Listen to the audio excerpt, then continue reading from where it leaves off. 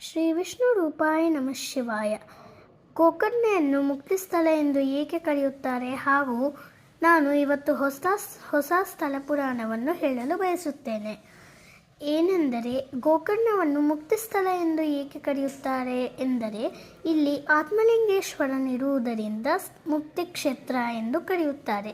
ರಾವಣನು ತನ್ನ ತಾಯಿಯ ಆಜ್ಞೆಯ ಮೇರೆಗೆ ಕೈಲಾಸ ಪರ್ವತಕ್ಕೆ ಹೋಗಿ ಶಿವನಿಗೆ ತಪಸ್ಸು ಮಾಡುತ್ತಾನೆ.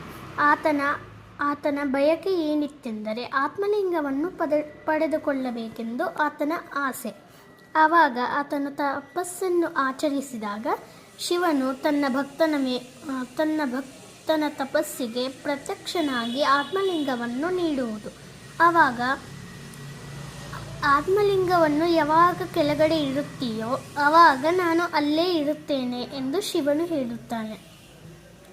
ಆವಾಗ ಎಲ್ಲ ದೇವತೆಗಳಿಗೆ ಬಾಧೆ ಉಂಟು. ಯಾಕಂದರೆ ಈ ಆತ್ಮಲಿಂಗವನ್ನು ತಕ್ಕೊಂಡು ಮತ್ತು ಪೂಜೆಯನ್ನು ಮಾಡುವುದರಿಂದ ರಾವಣನು ಎಲ್ಲದರಲ್ಲೂ ವಿಜಯವನ್ನು ಪಡೆದುಕೊಳ್ಳಬಹುದು ಎಂದು ಶಿವನ ವರ.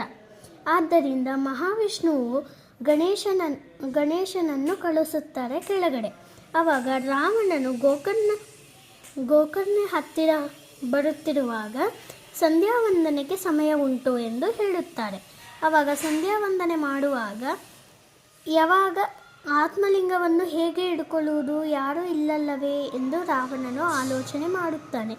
ಆವಾಗ ಗಣೇಶನು ಒಬ್ಬ ಬಾಲಕನ ಸ್ವರೂಪದಲ್ಲಿ ಬಂದು ಆತ್ಮಲಿಂಗವನ್ನು ನಾನು ಹಿಡ್ಕೊಳ್ಳ ಎಂದು ಕೇಳುತ್ತಾನೆ ರಾವಣನನ್ನು.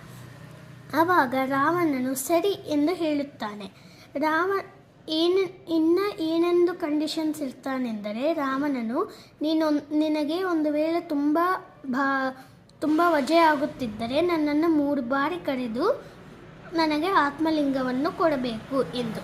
ಆವಾಗ ರಾವಣನು ಸಂಧ್ಯಾವಂದನೆಯ ಮಾಡುತ್ತಿರುವಾಗ ಗಣೇಶನು ರಾವಣನ 3 ಬಾರಿ ಕರೆದು ರಾವಣ ರಾವಣ ರಾವಣ ಎಂದು ಕರೆದು ಆತ್ಮಲಿಂಗವನ್ನು ಕೆಳಗಡೆ ಇಟ್ಟನು. ಆವಾಗಿನಿಂದ ಆತ್ಮಲಿಂಗವು ಮಹಾಬಲೇಶ್ವರ ಎಂದರೆ ಎಲ್ಲ ಶಕ್ತಿ ಉಂಟು ಎಂದು ಪ್ರಖ್ಯಾತಿಗೊಂಡಿದ್ದಾನೆ. ಆವಾಗ ರಾವಣನು ಗಣೇಶನಿಗೆ ತುಂಬ ಹೊಡೆದನಂತೆ. ಆದ್ದರಿಂದ ಗಣೇಶನಿಗೆ ಗೋಕರ್ಣದಲ್ಲಿ ನೀವು ನೋಡಬಹುದು ಕೆಂಪು ಇರುತ್ತೆ ಆತನ ದೇಹ ಮೇಲೆ. ಆದ್ದರಿಂದ ಗೋಕರ್ಣವು ಮುಕ್ತಿ ಕ್ಷೇತ್ರವೆಂದು ಪ್ರಖ್ಯಾತಿಗೊಂಡಿದೆ. ಮಹಾಬಲೇಶ್ವರ ಆತ್ಮಲಿಂಗವನ್ನು ನಾನು ಇಲ್ಲಿ ತೋರಿಸುತ್ತಿದ್ದೇನೆ. ಶ್ರೀಮಾತ್ರೇ ನಮಃ. ಮಹಾಬಲೇಶ್ವರ ಆತ್ಮಲಿಂಗ ಕ್ಷೇತ್ರ ರೂಪಾಯ ನಮಃ.